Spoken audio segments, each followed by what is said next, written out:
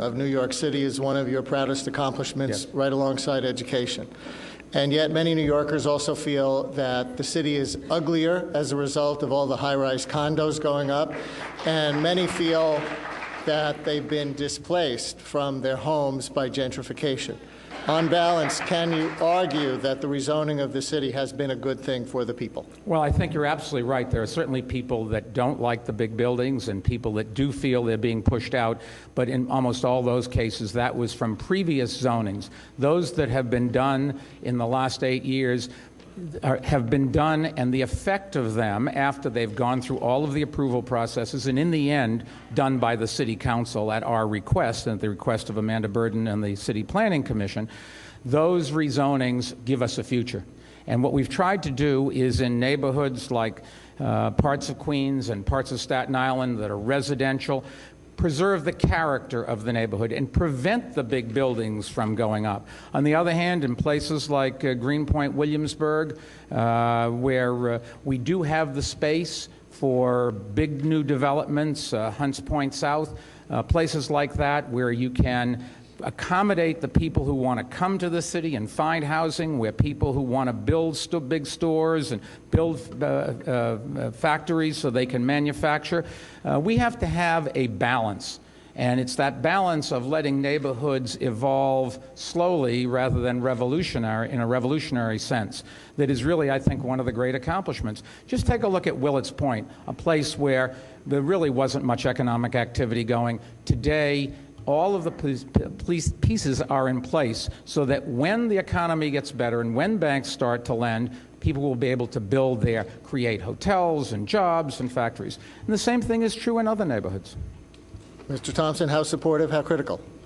Well, I think that if you look around the city of New York right now, the story of New York from neighborhood to neighborhood to neighborhood, luxury buildings that are sitting there vacant, that had been rezoned for in a number of different ways, and now we're seeing, this excess luxury housing that's sitting there vacant. The story of the city of New York these days are middle class and working New Yorkers who are being squeezed and pushed out of their neighborhoods through zoning and through the increase of property taxes, increase of rents, increase of water rates. You name it. That's what has helped to push people out of the city of New York. If elected, would you undo any of the zoning that Mr. Bloomberg has done? Well, I think it's important that we go back and take a look from neighborhood to neighborhood. You don't want to go back 20 years, but you would like to look at neighborhoods across the city of New York working in what I call smart growth and fair growth, along with communities. Can you name one that you would roll back?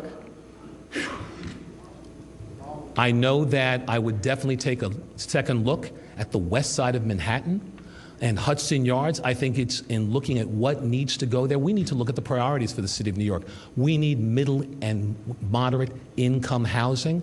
That's what we should start to look at there, not the huge mix that's being looked at, housing. That's the most desperate need, or one of the most desperate needs that we have in the city of New York these days. Well, Bill's right that we need housing. You have to have developers willing to put money in. They have to have space to do it. And the West Side plans do include an awful lot of housing. But there's housing throughout the city and different kinds of housing. For example, in the Homeport on Staten Island, rental housing. Staten Island does not have any rental housing.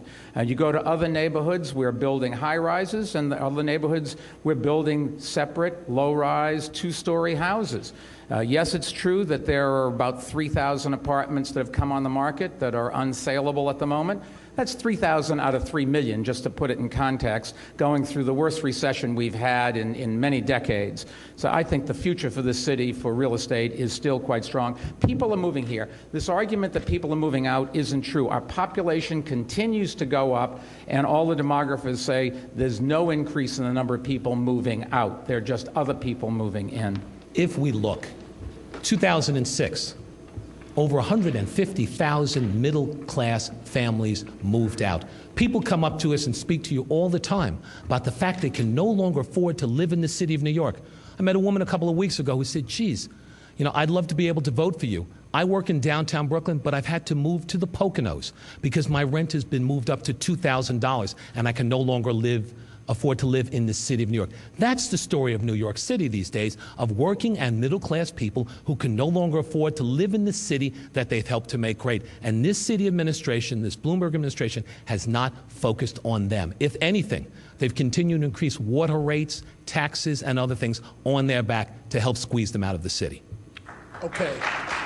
Let me just point out with water rates, it's easy to yell about water rates, but 85% of all the water rates go to pay for mandated programs which the state, the federal government, or the courts have forced on this city.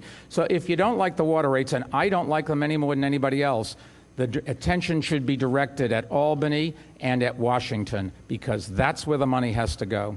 The truth of water rates, and I've spoken out and testified repeatedly over the last few years and shown that the people of the city of New York, when it comes to water rates, are being overcharged. They're being gouged. The city is charging them an excess amount. And when I went to the water board 2 years ago, I was promised by the chair of the water board, as well as two of the other members who sided with me, that in fact they would work to bring rates down. A new study was supposed to have been done by the DEP commissioner, because they realized that people were being charged in excess amounts, called excess rent, and it goes into the general fund of the city of New York.